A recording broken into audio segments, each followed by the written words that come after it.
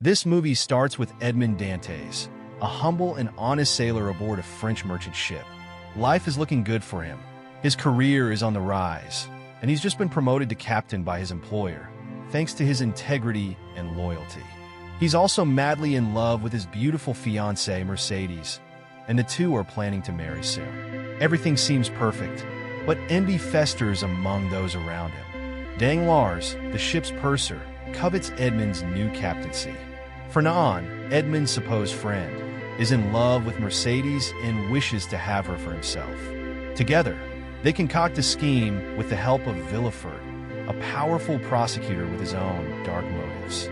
They accuse Edmond of being a traitor, falsely claiming he's involved in a plot to bring back Napoleon Bonaparte, who threatens the stability of the monarchy. Edmond is completely unaware of the conspiracy against him, trusting his friends and remaining loyal to his country. Edmond's world comes crashing down when, on the day of his engagement to Mercedes, he's arrested. He's thrown into Chateau d'If, an isolated prison reserved for the most dangerous criminals, though Edmond is innocent. His pleas for justice go unheard, and he's abandoned by the world, including his beloved Mercedes, who is led to believe he's guilty. In the prison, Edmond's despair deepens, and he spends years rotting in a dungeon, his spirit broken by the crushing weight of his betrayal. But in the midst of his hopelessness, Edmond meets a fellow prisoner, the old Abbé Faria, a wise man imprisoned for knowing too much about royal secrets. Faria becomes Edmond's mentor and teaches him everything he knows, from philosophy to swordsmanship. More importantly, Faria informs Edmond of a hidden treasure on the island of Monte Cristo, a fortune that can change Edmond's destiny.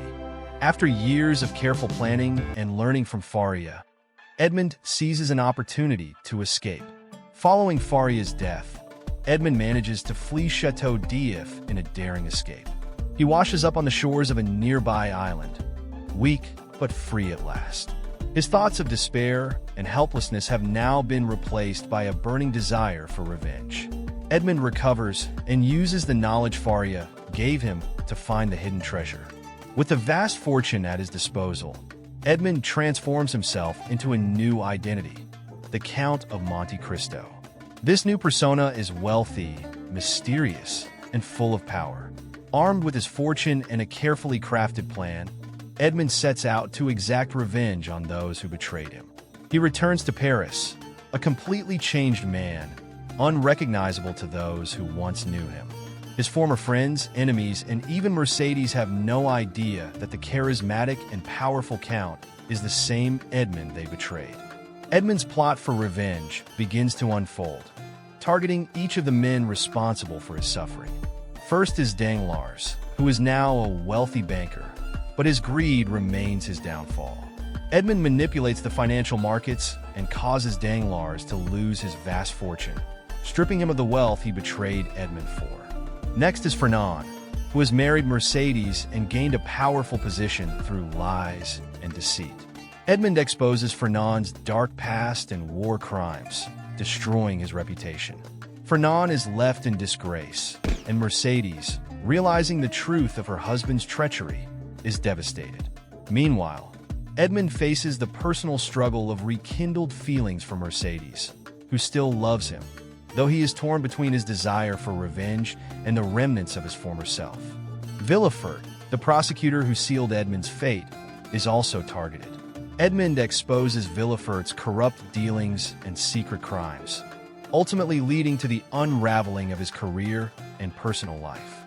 Villefort's once powerful position crumbles, and he faces the consequences of his actions. As Edmond moves forward with his plan, he begins to realize that revenge, though satisfying, comes at a price. The destruction of his enemies doesn't erase the years of suffering he endured or the personal cost of his transformation. The Count of Monte Cristo is a cold, calculated figure, but Edmond Dantès still exists within him, wrestling with his own humanity. His final encounter is with Fernand, who, after being exposed, is filled with regret. This moment is the culmination of Edmond's revenge, but also a turning point for his character. With his revenge complete, Edmond is left to reflect on what he has become. He realizes that while he has brought justice to those who wronged him, the pursuit of revenge has taken its toll. The fortune, the title, and the destruction of his enemies haven't brought him the peace he thought they would. Edmond begins to seek redemption, not just for those he hurt, but for himself. In the end, Edmond chooses to let go of his past. He releases the bitterness and pain that have fueled him for so long. He decides not to continue down the path of destruction and instead looks toward a future where he can rebuild his life. He leaves behind his identity as the Count of Monte Cristo, reclaiming his true self, Edmond Dantès. The Count of Monte Cristo is more than just a tale of revenge. It's about how far one can go when driven by betrayal and the long road to finding peace. Edmond's journey from innocence to vengeance, and ultimately to redemption, teaches us that revenge may satisfy in the short term, but true freedom comes from letting go of the past. Edmond Dantès' transformation from a wronged man to a powerful avenger, and finally, a man seeking peace, makes this story one of the greatest in literary history. Don't forget to like and subscribe.